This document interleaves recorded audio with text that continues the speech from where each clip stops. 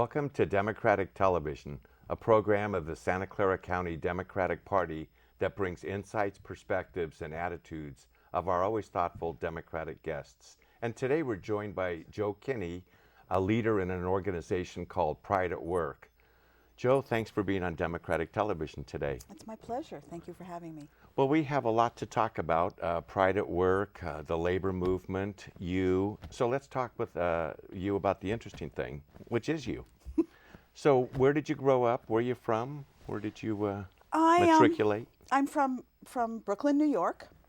I grew up in the 50s, Irish, Catholic, working class union family. Oh, okay. Yeah. And went to high school there, junior high school?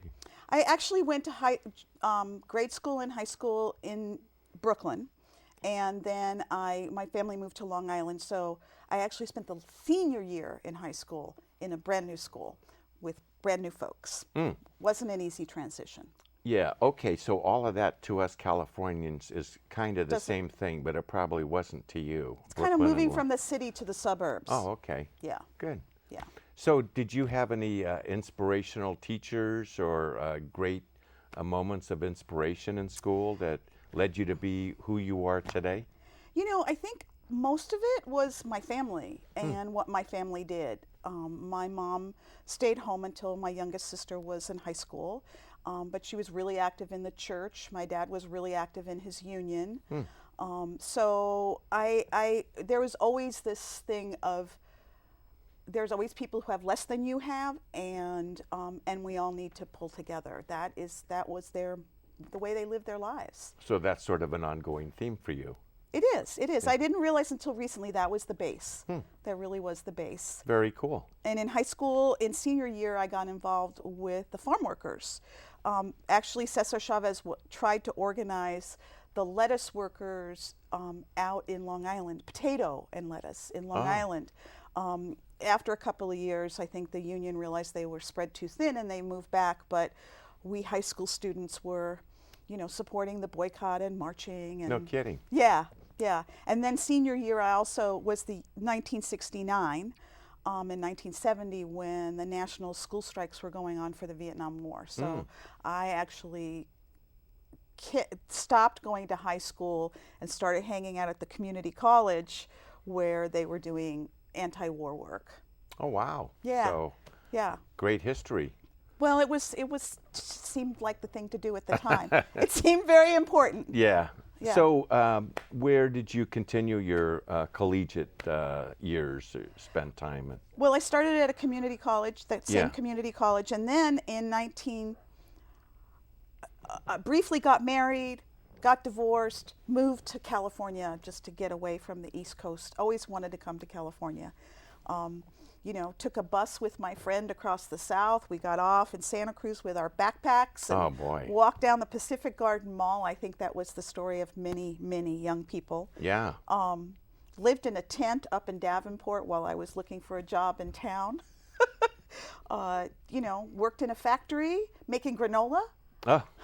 My best friend made candles in a factory, and started doing anti-war work again, with Vietnam Veterans Against the War Winter Soldier Organization. Wow. So that was 70s. 74. Kind of activity. Yeah. Yeah. And we worked, actually, we had an office at the Vets building, and we would take all these young GIs coming back from Vietnam up to the VA. And we'd drive them up there, let them get their services, and then drive them home. So we were an anti-war organization, but pro-vets.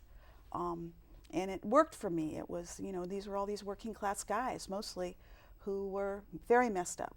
I know the veterans organizations in Santa Cruz were different post 5088 or whatever, Bill Mott, that really took a different tact and I think brought a lot of awareness and brought veterans into the community in a real positive way. Yeah, it was definitely, we definitely had a consciousness about who the vets were and that they were in Vietnam mostly because they didn't want to be. And even though a lot joined up, by the time they came back, they realized what they were doing was really not right. Right. Well, good. Yeah. Good for you for working on that. Well, it was kind of like being around my brothers. That's what it was, These were kids from my neighborhood, So, and from there I moved on and did different kinds of social justice work. What influenced me was I worked a lot in the women's health movement. I was one of the early volunteers in the women's health collective. Now it's the Women's Health Center in Santa Cruz. Worked there as a volunteer for 7 years, but also always did kind of community work. So you were involved in your credit union too. I remember you telling me, and that was a different way to think of credit unions, one that really helped build the local community. Yeah, people in the community were tired of always being on the defensive, the progressive community. So a group of folks got together and said, what can we do to build up the economic power in this community? So they started the Santa Cruz Community Credit Union, which is still in existence, and it's a very large institution now, and it works in coalition with the Navajo Nation Credit Union and the credit union in Chinatown in San Francisco. It was like a self-help movement, and it was, was part of making loans to some large businesses now, like Odwalla Juice. Started there. Exponential growth. Yes, a lot of farm worker co-ops, so it really did help build economic power of working class people in Santa Cruz. It was a great positive movement. Oh, that sounds great.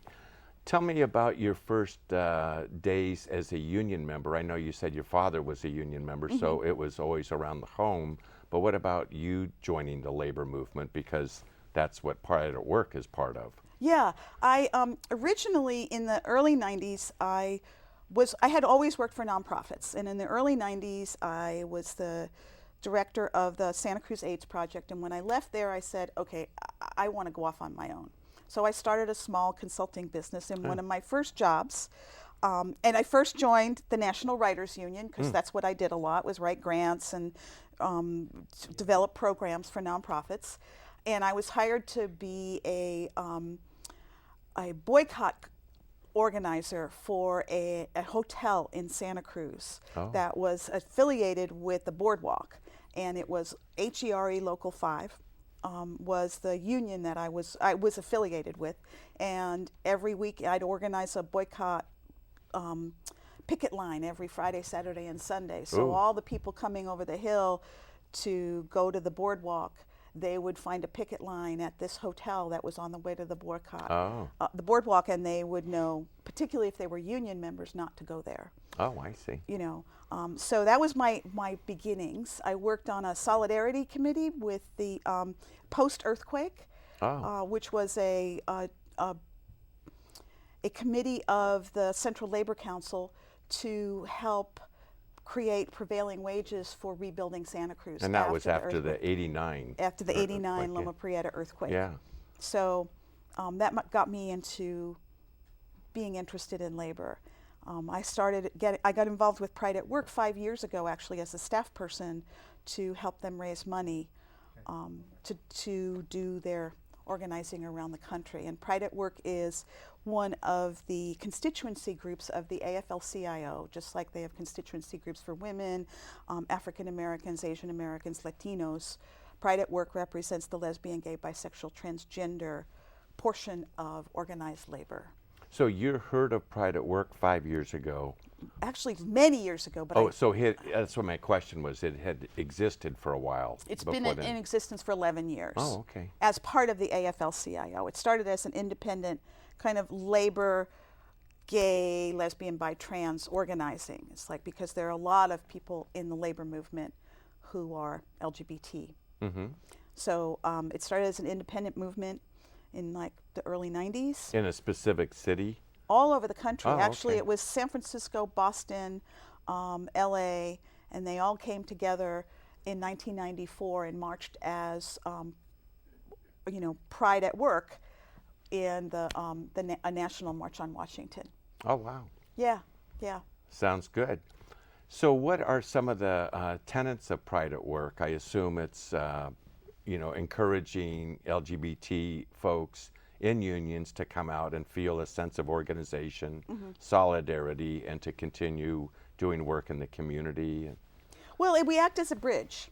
between the LGBT community and the labor union movement. So within labor, we work to encourage people to get contracts that are LGBT inclusive. For example, Please. Not most of the domestic partner benefits that people get in this country come from their labor contract, their union contract. Right now, it's legal to fire people because they're lesbian, gay, or bisexual in 29 states, and it's legal to fire people because they're transgender in 38 states. So there's no federal protection on the job for lesbian, gay, bisexual, transgender people. So they either have it through their state or they have it through their union contract. But the majority of people in this country are not protected unless they have it in their labor contract. So non-discrimination is a really big part of it. Benefits. The benefits are totally unequal. You, as a married person, will get benefits for your family. Unless there's a specific thing written in for domestic partner benefits, we don't get benefits. So it means that because benefits are in lieu of pay, you get more pay for doing the same job. Well, that's an important point. Yeah, so we try to equal that by having it built into contracts, and that means educating the rank and file union member to vote for a contract that's inclusive. Transgender health care is not covered under most health care benefits, so we work to get that included in the health care benefits so that someone can get their needs met. Even if they've transitioned on the job from male to female or female to male, if they're taking hormones, unless it's in their benefit package, they don't get that. Because I'm sure these are very expensive procedures and medications and all that to take. Yeah, post-surgery medications are really important. A woman who's born a woman, their health insurance will cover all those things. But a woman who transitions, it doesn't necessarily cover it unless you specifically make sure it's in there. So there's all these different nuances of benefits that we work on. On the other side, we work in the LGBT community, educate them about the needs of working class LGBT folks and be supportive of our needs and the importance of labor and what labor means when it comes to voting, for example, since 25% of all the people who vote in this country are from a labor household. Most people don't realize that. That's a high number. And Yes. that's also a time in our program where we're going to take a little break to reflect on that number. When we come back, lots more to talk about. Joe Kinney, Pride at Work. Thank you. Hello, I'm Congressman Mike Honda. I represent District 15, which is commonly called Silicon Valley. Benjamin Franklin once said, if you're willing to give up a little bit of liberty for a little bit of security, you deserve neither. Today, we are faced as a nation a choice between civil liberties and security. The answer is we don't have to choose one over the other. If you believe that, please join us here at the Democratic TV and call us at 408-445-9500. Thank you.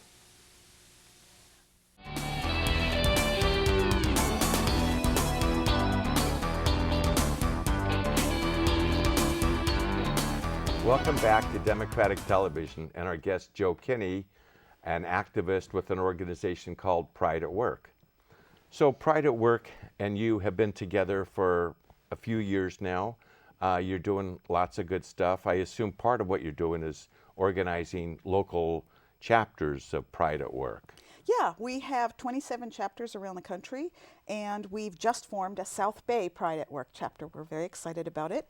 It will join the 7 other chapters in the state, and we have plans locally to do some great work. We invite anybody to come in. We're open to LGBT and straight allies. We're open to union and non-union members. We have meetings once a month, and people can reach us at 408-234-2468. That's my little plug. That's good. And we'll come back to that. Yeah. What are some of the projects that you're working on now or that you see yourself working on? I assume education is a big part of it, both Yeah. in terms of elections and other things in life.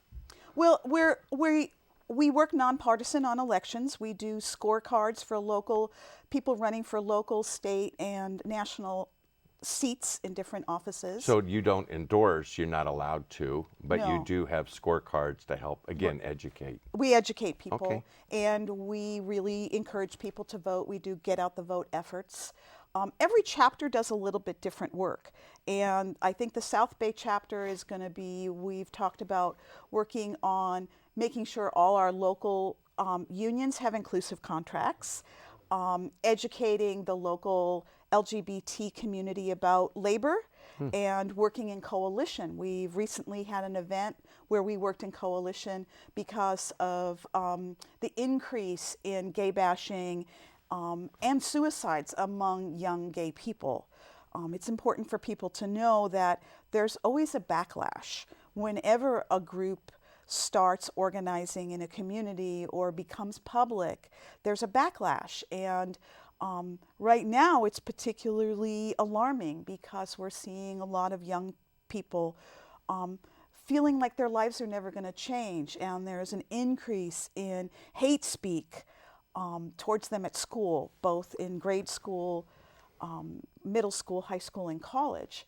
And they don't have the wherewithal to know that things can get better, and that we as adults have responsibility to make things better for them. What are some examples? Because I know, we know all the hate terms that come out, whether it be gay or anti-gay or racist or whatever, but there's more subtle things that people don't think about.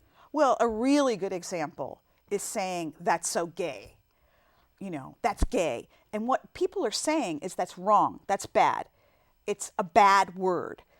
It's used in a negative connotation, and most people don't realize it. It's in movies, and it's a very, very offensive term to use. And people should never use it. They should stop their kids from using it and say, do you realize what you're saying? You're basically saying a whole group of people are bad and wrong. And when people in their faith communities hear condemnation of gay people, they can say, love the sinner, hate the sin, but young people can't distinguish. Right. They can't make that difference. They don't know what tolerance is. It's either right or wrong. So people need to be really careful. Because young people take that in and then do things against themselves up to the ultimate suicide. Right. Which is why there needs to be a lot more awareness. Yeah. And so that's one of your tenets, is to get out, talk to people about what does it mean to be LGBT as a young person, or anything else. To make it a safe place for young people to grow up, in their home, in their faith community, in their community organizations, and in their schools. All those are institutions, and we need to make sure it's safe for people, because you never know what your kid's going to turn out to be. I never chose to be gay or to be a lesbian. It's as natural to me as you being heterosexual. There wasn't this turning point. There wasn't this, it was always in the back of my mind. I always knew, and that's the way it is for LGBT people. There are young people now who are, 8 and 9 years old that know they're in the wrong gender, which is kind of amazing. And it's hard for people to wrap their heads around that, but they know. So the whole issue of services and outreach to young people seems important, whether it be from a LGBT organization or any other social service organization that cares about the community. Seems to be important to consider for funding and other kinds of things. And I know that the Billy D. Frank Center in San Jose has services, probably needs a lot more support, though. They need total support. They really do. Those of us who are older forget how hard it is to be either new in a community and find people like you, or to be young in a community and have a safe place. Billy DeFrank is an incredible resource for us. It's all volunteer. I mean, they have very few staff people. So it's very important for us to support them. The other thing that's really important is to recognize for those of us in the community to normalize the issue of LGBT. So parents not talking about it means that they're cooperating with the silence. We can't be silent. We have to talk about it in all aspects of our lives. So in the Boys and Girls Club, in the Boy Scouts and the Girl Scouts, in service clubs, the Lions, all those different places, it has to be normalized. So when people growing up, it's like, oh, okay, my friend has 2 moms, my friend has 2 dads. That's just normal. I have, when my partner and I were getting married, we asked our 2 nieces and 1 nephew to be the nephew to be the ring bearer and the 2 nieces to be the flower girls. And at first, our nephew, who at the time was 6 years old, was like, no, boys don't get married, girls and girls don't get married. And we just talked to them, and their mom and dad talked to them. And then the next time we saw Clyde, he came up and he said, am I the only ring bearer? He was so excited. And then he says, and what are you going to call each other? I said, partners for life. And he goes, oh, I like that. That's good. And he was so proud. And all of a sudden, it was no big deal. Yeah. It was no big deal. And he's now in grade school, and it's no big deal in his life, and that's what it's all about. So really it is about discussions, and you say parents are silent, probably because they don't know what to do. They don't have a reference point to That's turn right. to. So Pride at Work, I'm sure, works with organizations to give direction to parents of kids like this. And Yeah. how does that work? Well, we appear at social events.